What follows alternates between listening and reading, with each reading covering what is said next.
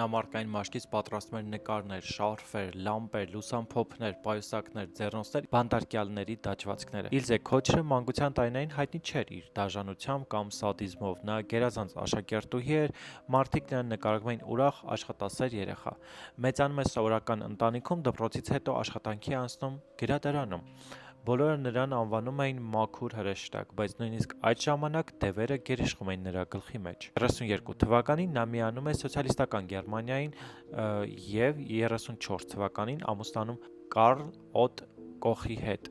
վերցնում նրա ազգանունը։ 36 թվականին նա դառնում է համակենտրոնացման ճամբարի պահակ, որից հետո սկսում նրանց պատժել, տանջել, սպանել, իսկ հետո արդեն օգտագործել նրանց մարմինը տարբեր առարկաներ պատրաստելու համար։ 43 թվականի օգոստոսի 24-ին նա ամուսնու հետ ձերբակալվում է Ռեյխին տնտեսական վնաս հասցնելու համար։ Ամուսինը մահապատժի է ենթարկվում, իսկ կինը ազատ է արձակվում։ Սակայն 2 տարի անց նրան ձերբակալեցին ամերիկացիները։ Նա դատապարտվեց ՑՄ ազատազրկման։ Ավելի ուշ նրան ազատ են արձակում։ Էլզան ինքը պնդում էր, որ այդ բոլոր առարկաները իր տան համար պատրաստել է այծի կաշվից, այլ ոչ թե մարդու կաշվից։ Ազատ արձակվելուց հետո 49 թվականին Արևմտյան Գերմանիան նրան կրկին ձերբակալեց։ 67 թվականի սեպտեմբերի 1-ին 60 տարեկան հասակում Սավանից ստեղծեց պարան և ինքնասպան եղավ։ Մահից կարճ ժամանակ առաջ նա բողոքում էր հալյուցինացիաներից, պնդելով, որ իր հետևից մարդիկ են գալիս։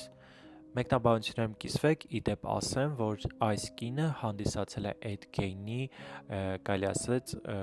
կարելի է ասել, իդեալը, և Էդ Գեյնը շատ բաներ սովորել է հենց այս կնոջից։